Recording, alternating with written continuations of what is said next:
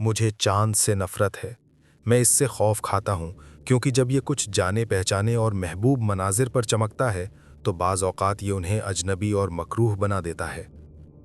ये वो आसेबी और पुरस्रार गर्मियों का ज़माना था जब चांद उस पुराने बाग पर ज़िया पाश था जहाँ मैं आवारागर्दी किया करता था।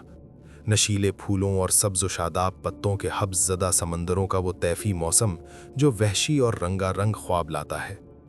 और जब मैं उस शफ़ाफ़ बल्लूरी नदी के किनारे चल रहा था, मैंने पानी में गैर मामूली लहरें देखीं जिनके सिरे जर्द रोशनी में नहाए हुए थे, गोया वो साकित पानी किसी ऐसी नाकाबिले मुज़ाहमत रौ में बहा जा रहा हो जो उसे उन अनजान समुद्रों की जानिब खींच रही थी जो इस दुनिया में मौजूद नहीं।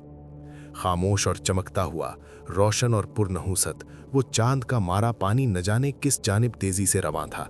जबकि घनी छांव वाले किनारों से सफ़ेद लोटस फूल अफयूनी रात की हवा में एक एक करके फड़फड़ाते और मायूसी के आलम में नदी में गिरते गए,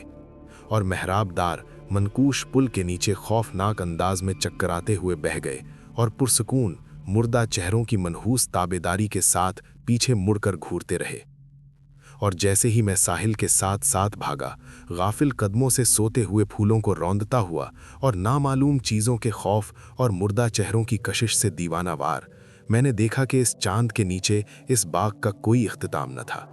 क्योंकि जहाँ दिन के वक्त दीवारें हुआ करती थीं, वहाँ अब दरख्तों और रास्तों, फूलों और झाड़ियों, पत्थर के बुतों और पगोडाज के ना खत्म होने वाले सिलसिले फैले हुए थे, और जर्द रोशनी में नहाई हुई नदी घास वाले किनारों और संगमरमर के अजीबो गरीब पुलों के नीचे बल खाती जा रही थी। और मुर्दा लोटस चेहरों के होठों ने उदासी से सरगोशी की और मुझे अपने पीछे आने का हुक्म दिया, और मैंने अपने कदम ना रोके यहाँ तक कि वो नदी एक दरिया बन गई और झूमते हुए सरकंडों की दलदलों और चमकती हुई रेत के साहिलों के दरमियान से होती हुई एक वसी और लानाम समंदर में जा मिली। इस समंदर पर वो काबिल नफरत चांद चमक रहा था और उसकी खामोश लहरों पर अजीबो गरीब और पुरस्रार खुशबुएं मंडला रही थीं। और जैसे ही मैंने उसमें लोटस चेहरों को गायब होते देखा, मेरे दिल में जाल हासिल करने की ख्वाहिश जागी ताकि मैं उन्हें पकड़ सकूं और उनसे वो राज जान सकूं जो चांद उस रात अपने साथ लाया था।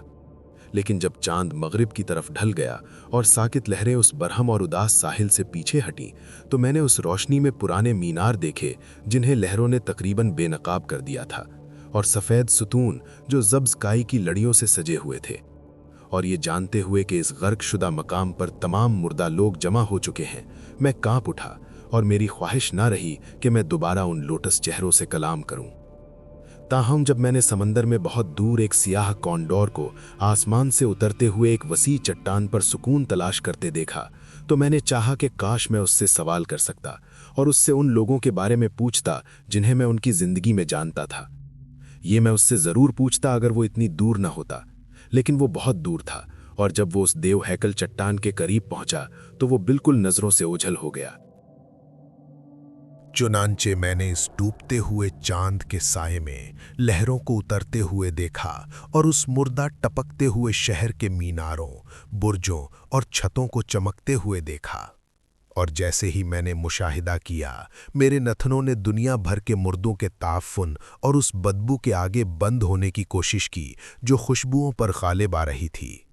क्योंकि दर हकीकत इस लामकान और भूले बिसरे मकाम पर कब्रिस्तानों का तमाम गोश्त फूले हुए समंदरी कीड़ों के कुतरने और अपनी हवस मिटाने के लिए जमा हो चुका था। इन हीबतनाक मनाजिर पर वो शरीर और बदकार चांद अब बहुत नीचे लटक रहा था, लेकिन समंदर के फूले हुए कीड़ों को खुराक के लिए किसी चांद की ज़रूरत नहीं होती। और जैसे ही मैंने लहरों को देखा जो नीचे कीड़ों के बुलबुलाने की खबर दे रही थी, मैंने दूर से जहां वो कॉन्डोर उड़कर गया था एक नई और सर्द लहर महसूस की, गोया मेरे जिस्म ने मेरी आंखों के देखने से पहले ही किसी वहशत को महसूस कर लिया था।